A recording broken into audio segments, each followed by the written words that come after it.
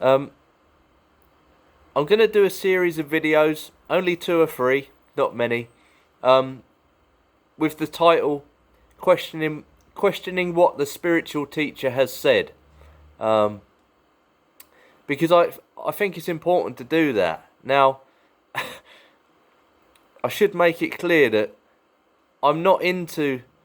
I don't even like the word spiritual. It's not that I don't like it. I just don't like to label myself as being spiritual or into spirituality or into meditation, or I'm not into putting labels on being into something like that. To me, it's just all the stuff I talk about on this channel is just about the human being, life. Not, I don't want to put it into a category, but you kind of, when you make these videos on YouTube, you kind of have to, well, what category does it fall into?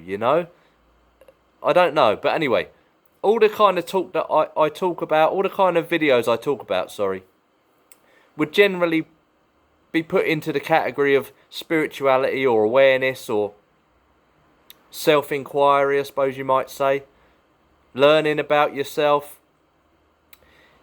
whatever that means. Now, look, so this video is going to be about the ego. Ego, what does that even mean? To put it plain and simple, ego, you have a big ego, you've probably heard that. The word ego simply means what you think of yourself, the image you have of yourself, I'm not talking about the image in the mirror, the physical image. I'm talking about the psychological image, the thought-based image you have of yourself, who you think you are, And generally speaking, the word ego is, he's got a big ego, oh, she's got a big, someone can think really down about themselves, think they're useless, think they're worthless, and that could be their ego, but it just all gets a bit confusing when we use the word ego. So, but ultimately, ego means what you think about yourself, the image you have of yourself. Okay, so now I've read a handful of I've read a handful of books on so-called spirituality. I've listened to a good amount of videos on YouTube from so-called spiritual teachers on different subjects. Again, I've listened to all of that, and from what I've seen is, I've seen some teachers saying, drop the ego. You need to have no ego. Remove your ego. In other words, you shouldn't think of anything of yourself. You shouldn't have an image of yourself. And yeah, I kind of get that, because in one way that's correct. What place does an image, a psychological image of yourself have in life?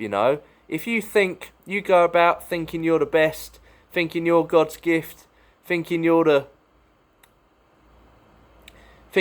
superior than everybody else, someone comes along and calls you an arsehole, you're going to be offended, because you have this image of yourself, this psychological, this thought-based image of yourself as some big superior man or woman, whatever. So,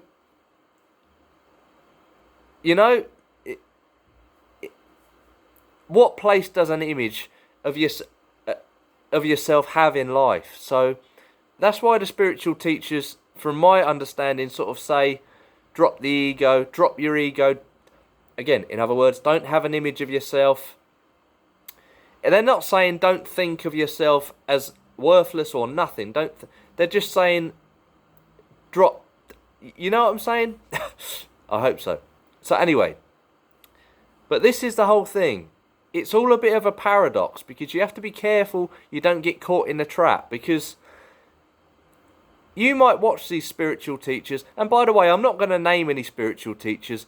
I'm certainly not going to suggest to you stop watching your spiritual teachers or chuck away their books, because it's all interesting stuff to see what people have to say, but you have to see the truth of stuff for yourself. You can't just, or you can, it's up to you. I'm not telling you anything. I'm not trying to preach anything, but it's good to listen and see the truth in things for yourself.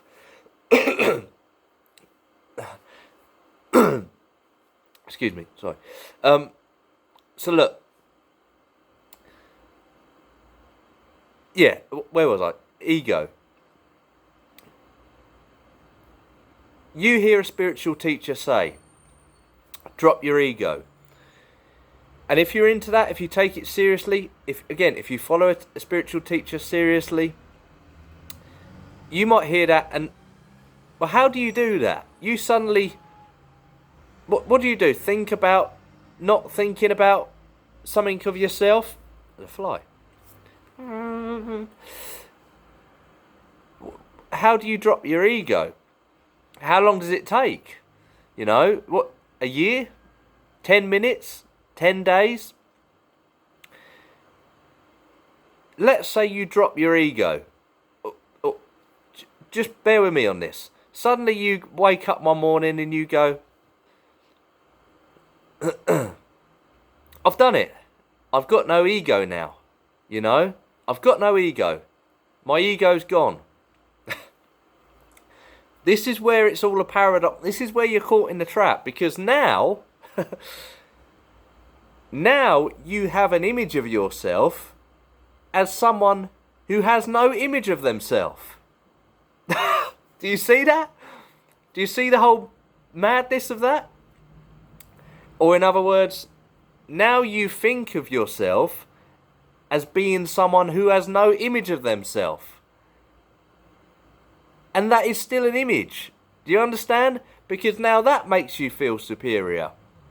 Yes, it can do if you're not careful. You know, I'm really great because I have no ego. But I have no image of myself. But that is still an image of yourself. You now have an image of yourself as someone who has no image of themselves. And again, if you're not careful, someone comes along and says, yes, you do have an ego. You do. And you say, no, I don't. I have no image of myself. I have no ego. And now you get offended by that, because to you, you're the man who has no image of himself, which is still an image. Do you understand what I'm saying? If you see this, if you, not just intellectually, if you really see the truth in what I happen to be saying here, what does that do to you? You know? So I'm just going to end it on this. I'm not going to say, forget you need to drop your ego. Forget the idea of you need to have no image of yourself. Forget all that, if you will. And let me just ask you this. Is it possible, is it even possible to go about your daily life without having an image of yourself? Is it even possible? Is it relevant? Live your life and see. All the best. Take care.